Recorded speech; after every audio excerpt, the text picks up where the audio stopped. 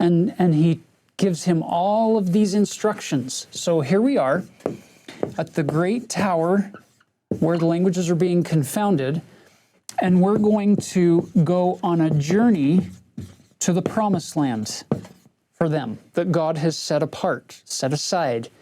And he's going to take them from Babel, and they are going to have this long, drawn-out journey to the seashore. And then once they cross the sea, then they're going to finally get to the promised land. Now, before we go one step further in this story happened over 4,000 years ago. None of these people are still alive today, obviously, on the earth. But, brothers and sisters, if you look yet again, I love the fact that the Book of Mormon started with some families leaving a place that was becoming more wicked. And they go through a wilderness wandering.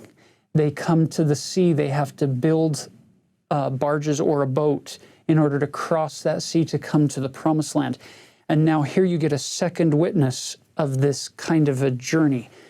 It's a very beautiful symbol for us who are living in a world that is increasingly feeling like the world at the time of Lehi in Jerusalem in 600 BC and the time of the brother of Jared and their families near the Tower of Babel.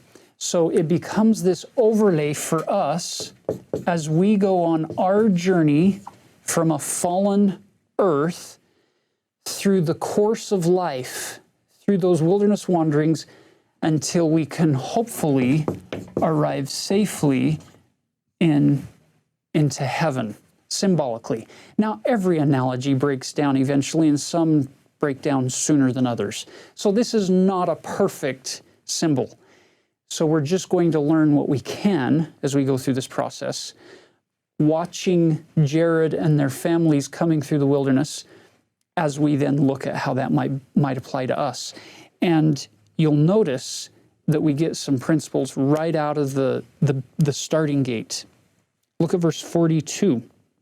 After giving them instructions of what to do to begin their journey, look at 42. When thou hast done this, thou shalt go at the head of them down into the valley which is northward, and there will I meet thee, and I will go before thee into a land which is choice above all the lands of the earth. You'll notice all God said to them, and by the way, I should probably diagram this differently because they were supposed to go northward and into a valley. That was their first step.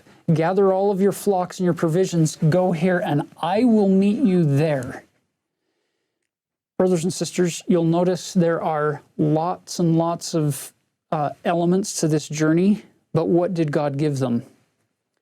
He gave them the point, well, I'll label it B instead of A. From B to C, this valley northward. Leave Babel, go there. That's all they got. Instructions for how to get out of Babel and how to get into the valley northward. That's it. Sometimes when we embark on a marriage or on a mission or on a calling or on a profession, a career, or into an educational experience,